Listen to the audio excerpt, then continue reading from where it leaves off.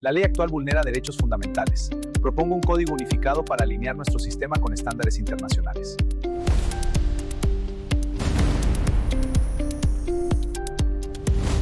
A ver, ¿qué sucede cuando el mismísimo sistema que creamos para combatir la corrupción es el que falla? Justo de eso vamos a platicar hoy. Problema clave en el sistema legal mexicano. Y lo que revela es, pues, una paradoja fundamental. El corazón de este asunto es justamente esa paradoja. Resulta que la ley que busca castigar a funcionarios corruptos podría estar tan mal diseñada que en la práctica, en lugar de sancionar, termina protegiéndolos y, para colmo, costándole un dineral al Estado. Y todo parte de esta pregunta, que es clave. A ver, ¿el instructivo que siguen las autoridades para sancionar a alguien, de verdad es justo y claro? ¿O más bien es una especie de laberinto lleno de trampas que, irónicamente, termina llevando a la impunidad? Para entenderle bien al problema hay que tener clara esta diferencia. Es muy simple. Una cosa es la ley que dice robar está mal, ese es el derecho sustantivo. Y otra cosa muy distinta son las reglas del juego para demostrar que alguien robó y cómo se le va a sancionar.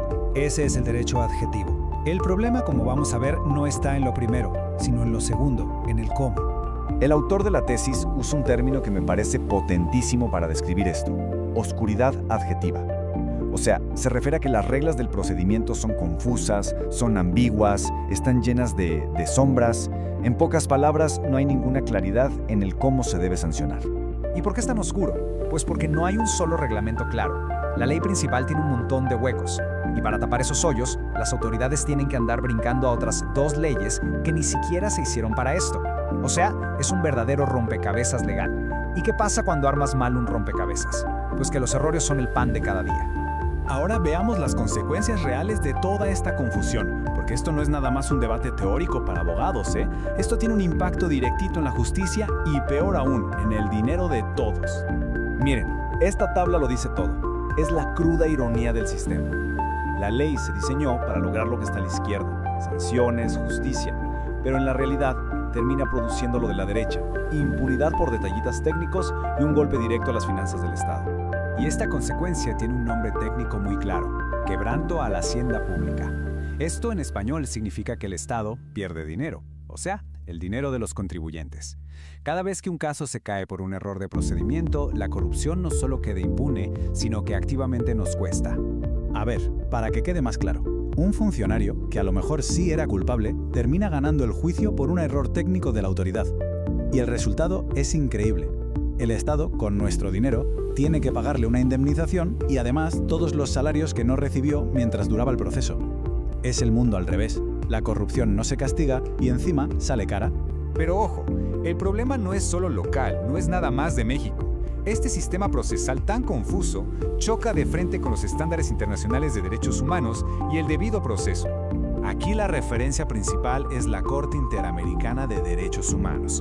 Este organismo ha dicho con todas sus letras que las garantías de un juicio penal justo, las más importantes, también se tienen que aplicar en los procedimientos administrativos que terminan en una sanción.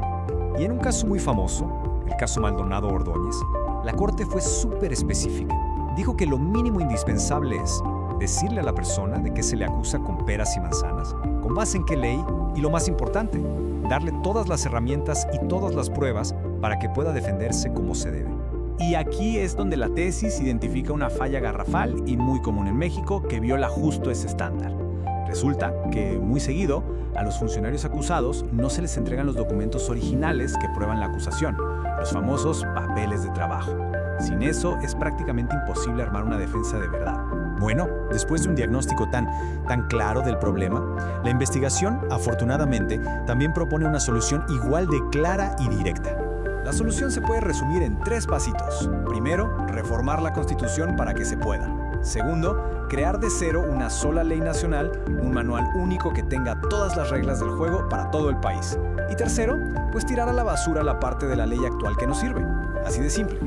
¿Y cuál sería el resultado? Pues se acabaría el relajo. Las autoridades por fin tendrían una guía clara, los acusados sabrían cómo defenderse y, lo más importante de todo, las sanciones que sí se logren imponer estarían tan bien hechas, tan bien fundamentadas, que sería casi imposible anularlas por un error técnico. Y esto nos lleva a la gran conclusión de todo este análisis, que en el fondo es un cambio de chip, un cambio de mentalidad. La tesis propone justamente eso, un cambio de paradigma.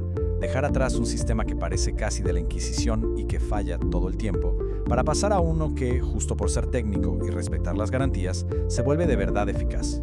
Y creo que esta frase resume perfectamente toda la investigación. El problema no es que las penas no sean lo suficientemente duras.